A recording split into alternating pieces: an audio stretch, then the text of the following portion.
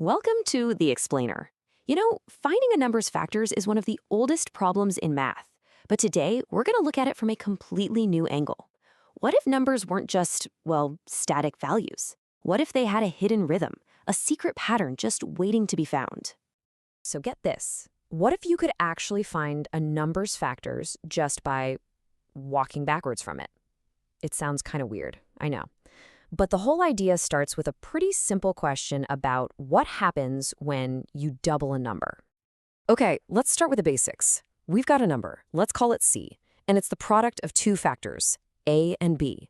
So if C is 21, A could be 3, and B could be 7. Simple enough.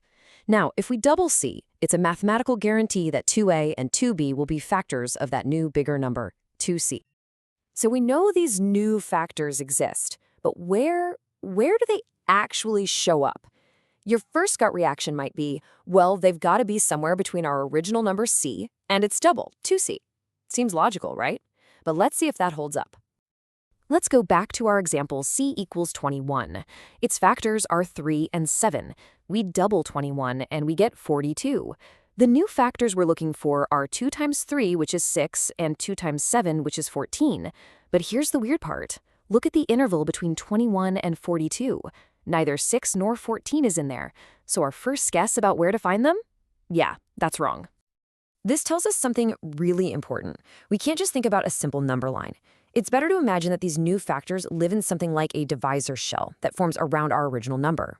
They're always in the shell, even if they're numerically smaller. So the real question becomes, how do we actually explore this shell? Well, to do that, we need a special kind of tool. A whole new way of walking through the numbers. And that tool is called the Lewis ladder. And honestly, it's incredibly simple. All we do is take our number C, and then we just start subtracting. We subtract 0, then 1, then 2, then 3, and so on. We are literally walking backwards from C one step at a time. But here's the really clever part. For each number we get on our ladder, we're going to do something to it. We're going to divide out all of its factors of 2, again and again, until we're left with just an odd number. And that leftover odd part, we call that the odd core. Let's go back to 21 and actually build this thing. When k is 0, we have 21, which is already odd, so that's its own core. When k is 1, we get 20. 20 is 4 times 5. We throw out the 4, and we're left with an odd core of 5. As we keep walking down the steps, we get this whole sequence of odd cores. And I know right now it just looks like a jumble of numbers, but trust me, there's a beautiful pattern hidden in there. Okay, so let's really dig into this sequence. Because when you lay these odd cores out, something amazing starts to appear. At first glance, this sequence, 21, 5, 9, 17, it looks pretty random, right? But believe it or not, the original factors of 21, which were 3 and 7, are hiding in there plain as day. And here it is. This is the hidden rhythm. If we look for multiples of our first factor, 3, we see them pop up every 3 steps, like clockwork. And what about the other factor, 7? It's the exact same story. It shows up every 7 steps, right on schedule. And this is the most important part. Both of these patterns start right at the beginning, at step 0. Now, this isn't just some neat coincidence. It's a mathematical certainty. See, because the whole odd core process only ever removes factors of 2, any of the original odd factors are always left behind. That's why the true factors of C create these perfectly predictable, repeating patterns, these resonance stripes, all the way down the ladder. So the true factors create this incredibly clear signal. It's beautiful.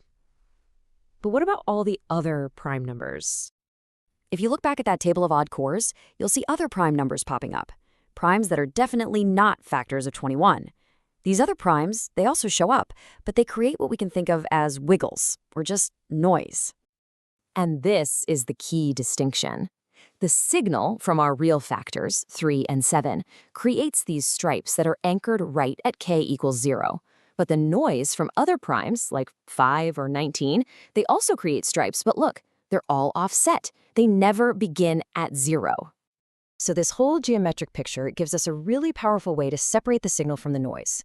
The true factors of C are the only primes whose patterns line up perfectly with the start of our ladder. It's like they're connecting everything back to the origin. Okay, so now that we know how to spot the signal of a true factor, we can put it all together into an actual step-by-step method for finding them. The algorithm is basically this. For each step on the ladder, you do what we've been doing.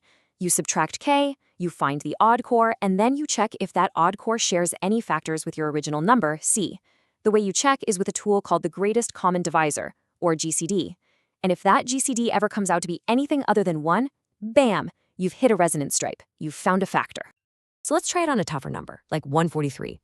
We start walking down the ladder, calculating that GCD at every single step. For the first 10 steps, nothing. The GCD is always 1. We're just hearing noise. But then we get to step 11. At k equals 11, the number on our ladder is 132. We strip out the powers of 2, and we get an odd core of 33. Now we check the GCD of 33 and our original number, 143. And guess what? It's 11. Boom, we found a factor. And it doesn't stop there. Just 2 steps later, at k equals 13, the ladder value is 130. Its odd core is 65. The GCD of 65 and 143 reveals the other factor, 13. How cool is that? So what's the big takeaway here? It's that by simply walking backwards from a number and listening for the rhythm of its odd parts, that number's deepest secrets, its prime factors, just emerge from the pattern. This whole geometric way of thinking turns a simple factoring problem into a search for rhythm and resonance. And it really makes you wonder, what other incredible patterns are just hiding there, waiting inside the numbers?